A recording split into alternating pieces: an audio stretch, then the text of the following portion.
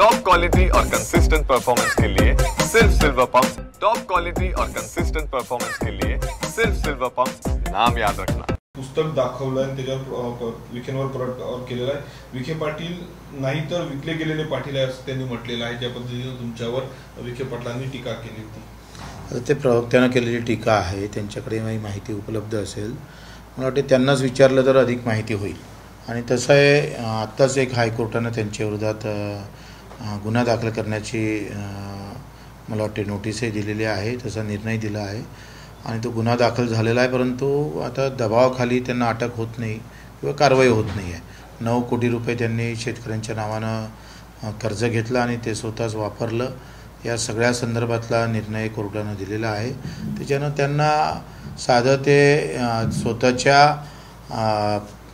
पवरा साखर कारखान्यामध्ये 34 रुपये भाव असताना 3000 पर्यंतही देऊ शकत नाही।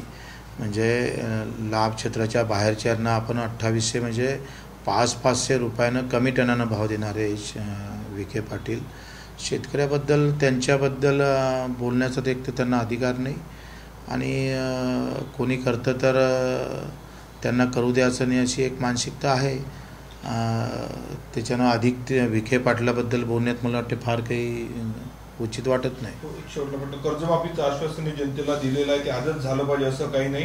उपोषण हा मार्ग नाही असं देखील विखे पाटलांनी म्हटलेलं होतं। सोबत पराभव झालाय त्याचं शल्य बच्चू कडू नाही, त्यामुळे त्यांनी उपोषण सोडून लोकाभिमुख कामं करावं असं देखील त्यांनी म्हटलं होतं। त्यांनी सांगण्या एवढे ते काही मोठे नाही आहे। आम्ही पराभवाच्या अगोदर 350 गुन्हे दाखल आहे आंदोलनाचे आणि त्याच्यामुळं त्यांना माहिती नसेल तर त्यांना सगळी माहिती पाठवतो, ते कागदानं बुजून जाईल एवढे आंदोलनाचे आमच्याकडे GR आहे। सक्सेस झालं आंदोलनाच्या सगळी माहिती आहे, विखे दिसणार नाही एवढी माहिती आमच्याकडे आहे। त्याच्यानं विखेला माहिती घ्यावी मग बोलावी, एवढा मोठा माणूस आहे, त्यांचं एक नाव आहे आणि 2-2, 3-3 पक्ष बदलणाऱ्या विखेंना काय कळतं आहे, त्यांची काय सामान्य माणसाच्या व्यथा काय समजणार विखेंना। त्यांना आलेशाम राहणारा तुम्ही सांगा, तिथं त्यांच्या शिर्डीमध्ये भिकारी नसताना सुद्धा त्यांना मारलं गेलं। ते तिथे 4 वृद्ध लोक मरण पावले, साधे त्यांच्या घरीपर्यंत जाण्याचं औचित्य विखेनं दाखवलं नाही, तर त्यांना काय बोलायचा अधिकार आहे।